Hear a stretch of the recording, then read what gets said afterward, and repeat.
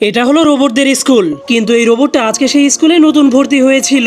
এরপর সে ক্লাসে গেলেই টিচার তাদেরকে বোর্ডের মধ্যে অনেক কঠিন একটা অঙ্ক করতে দেয়। তখন বাকি সব রোবটগুলো সহজেই সেই প্রশ্নটার উত্তর দিয়ে দেয়, কিন্তু এই নতুন রোবটটা সেই প্রশ্নটার উত্তর দিতে অনেক দেরি করছিল।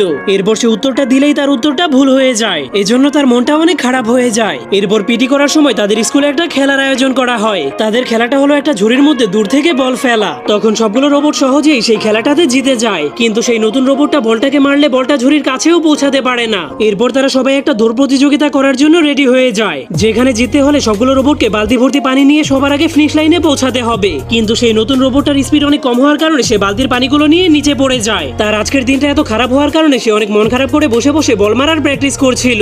এরপরের দিন টিচার যখন তাদের ক্লাসের মধ্যে মানুষের বিষয়ে প্রশ্ন করতে শুরু করে, তখন একটা রোবটও সেই প্রশ্নের উত্তর দিতে পারে না। শুধুমাত্র সেই নতুন রোবটটাই মানুষের বিষয়ে সঠিক উত্তর দিতে পারে, যার কারণে সবগুলো রোবট অনেক অবাক হয়ে তাকে দেখতে শুরু করে দিলে সে অনেক খুশি